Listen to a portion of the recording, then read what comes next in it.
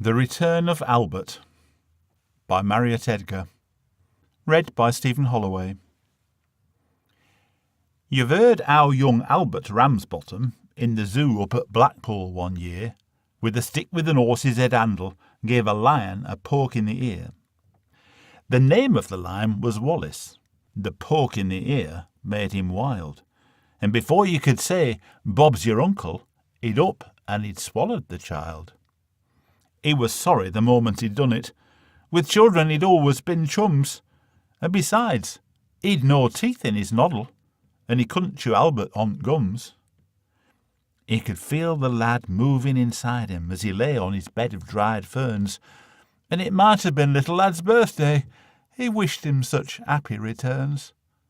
But Albert kept kicking and fighting till Wallace arose feeling bad, and felt it were time that he started to stage a comeback for lad.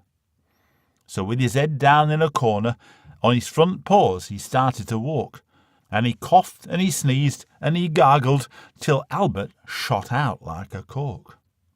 Old Wallace felt better directly, and his figure once more became lean.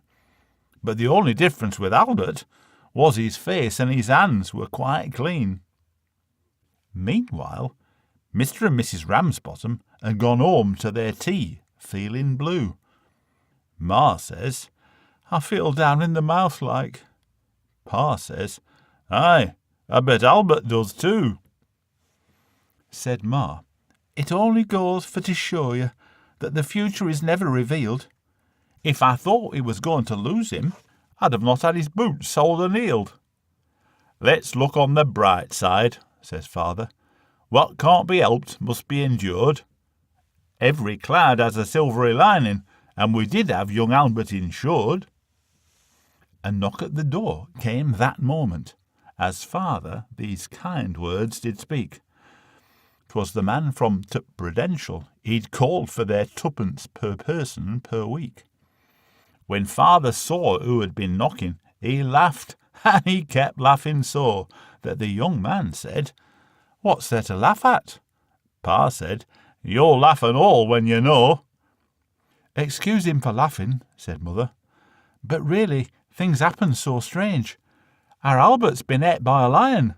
You've got to pay us for a change."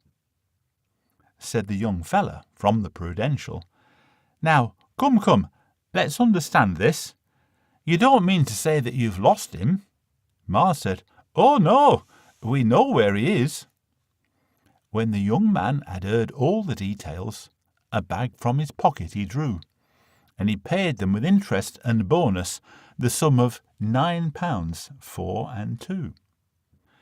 Pa had scarce got his hand on the money when a face at the window they see, and Mother says, "Hey, look, it's Albert!" And Father says, "Aye, it would be." Young Albert came in all excited and started his story to give, and Pa says, "I'll never trust lions again, not as long as I live." The young fella from the Prudential to pick up the money began, and Father says, "Hey, just a moment, don't be in a hurry, young man."